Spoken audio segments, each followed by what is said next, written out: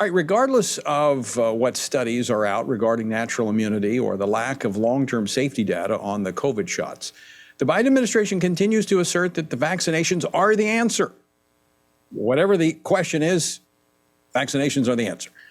Everyone who is unvaccinated needs to get vaccinated, and those who are vaccinated need to get boosted. And the Biden administration is relentless in its efforts to get the shots into every single American, even if by coercion. Of course, the courts have put a damper on some of that. And by the way, I'm not against the vaccine.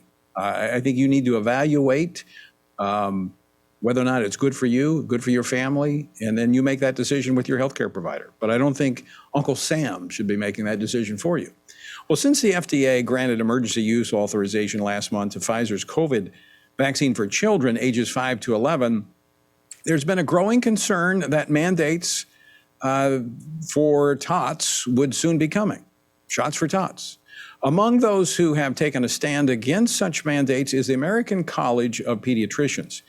And with me now to discuss this is Dr. Russell Gombosi. He is a board member of the American College of Pediatricians. Dr. Gombosi, welcome to Washington Watch.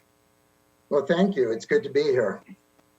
Now, let's just start with this. Your organization has said, look, this isn't the government's place. This is a decision that should be made by parents and their healthcare providers. Why?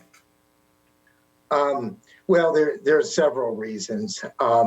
First off, children tend to do very well with COVID. It tends to be a mild illness, and a generally healthy child is going to get through the illness without significant complications. Now, that's certainly not true of everyone, and those with pre-existing conditions also are at higher risk. And so it's not to minimize it completely because there are some deaths, but in a way it's similar to influenza, and we don't mandate influenza vaccinations.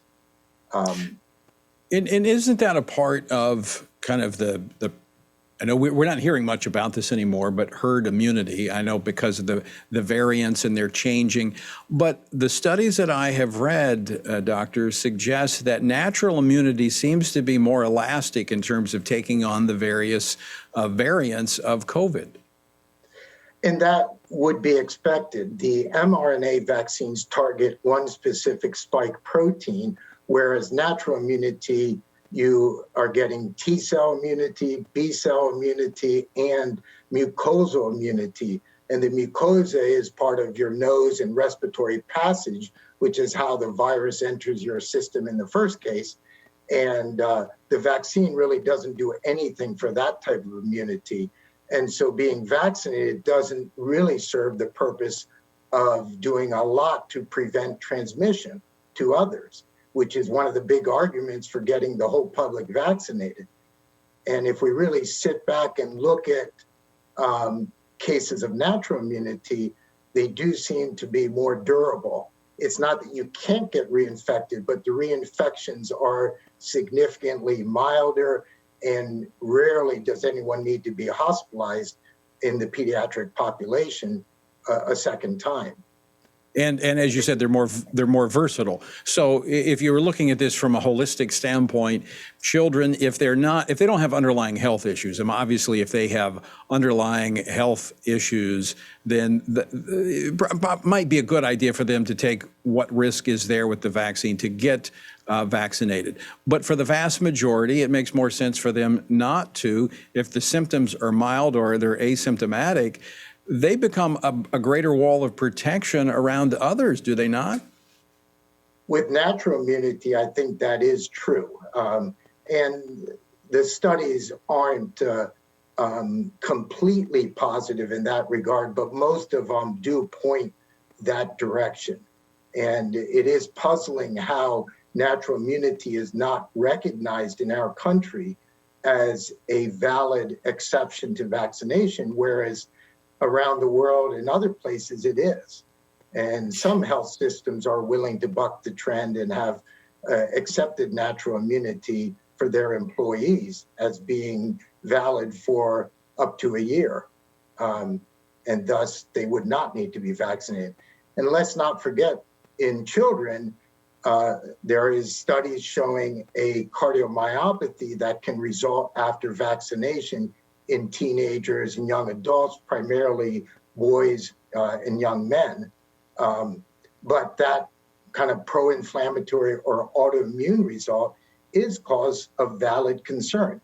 Right. And one of the problems is if you have had a recent COVID infection and you get vaccinated, you're also at significant higher risk of having a complication of the vaccine. So again, this is a decision that a parent should make with the child's healthcare provider based upon their comprehensive understanding of that child's situation. It's not a one-size-fits-all that every child should get this vaccine regardless of their situation. I couldn't have said it better. That's exactly true. Well, Dr. Gombosi, I want to thank you for joining us and grateful that you all are out there raising the scientific concerns about these mandates because these are, for some, as you've pointed out, life and death situations. And by the way, I should go on record, you all are not opposed to the vaccines. It's just a matter of how they are administered. Is that correct? Yeah, no, we're not opposed to vaccines in general. In fact, we're very pro-vaccine. Right. It's just that in this certain circumstance, we don't have long-term experience. And to mandate something without such long-term experience, I think is a step too far from a medical standpoint. So it's not that we're opposed to it based on ethical grounds. Aborted fetal parts were used very early on in just one step. It's not used in vaccine production. So it's not that right. opposition that we have. It's more the opposition that, again, most kids do well. The vaccine itself may have some pro-inflammatory or autoimmune effects, and it's just Doc. It's too Doc, early. we got to leave it. We got to leave it there, folks. Stick with us. We're coming back on the other side of the break. Thanks, Doc. Okay, you're welcome.